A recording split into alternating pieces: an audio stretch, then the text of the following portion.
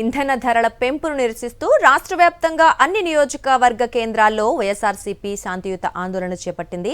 ఇక ఈ సందర్భంగా వైఎస్ఆర్సీపీ నేతలు అన్ని జిల్లాల కలెక్టర్లు, ఆర్డీఓ, తహసీల్దార్లకు పెట్రోల్, డీజిల్ ధరలు తగ్గించాలని వినతి పత్రాలు సమర్పించారు.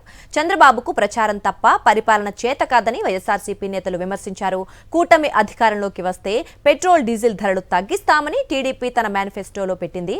దాన్ని చెత్తబుట్టలో పాడేశారా అని నిలదీశారు. ఇక దేశంలో ఎక్కడా లేని విధంగా ఏపీలో ఇంధన ధరలు ఉన్నాయని మండిపడ్డారు. ప్రజలను దోచుకోవటమే తప్ప మేలు చేయటం చంద్రబాబు ప్రభుత్వానికి తెలియదన్నారు. చంద్రబాబుది అబద్దాల ప్రభుత్వమని ధ్వజమెత్తారు. ఇక తాను విజనరీ సీఎం అని చంద్రబాబు చెప్పుకోవటం సిగ్గుచేటన్నారు. వారు తండ్రి కొడుకులు అధికారంలో లేనప్పుడు చెప్పిన మాటలకు, అధికారంలోకి వచ్చిన తర్వాత చెబుతోన్న మాటలకు పొంతన లేదన్నారు.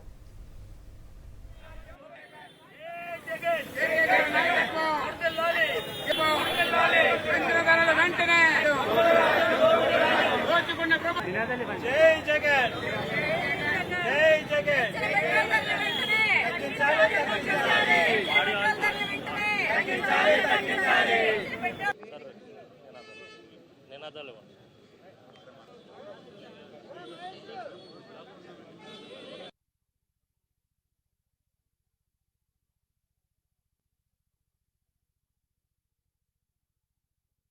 రాజ్యం ఇదే రాజ్యం.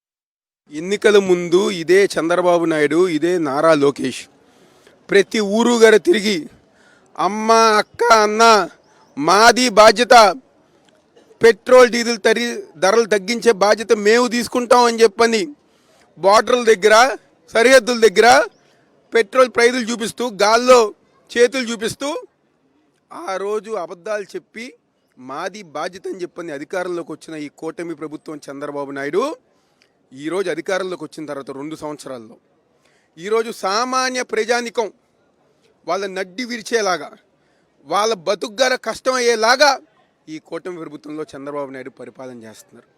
ఈరోజు ఆంధ్రప్రదేశ్ రాష్ట్రం దేశంలోనే అన్ని రాష్ట్రాల కన్నా ఎక్కువగా పెట్రోల్, డీజిల్ రేట్లు ఎక్కువ ఉన్న రాష్ట్రం ఏదైనా ఉందంటే ఇది ఆంధ్రప్రదేశ్ రాష్ట్రం.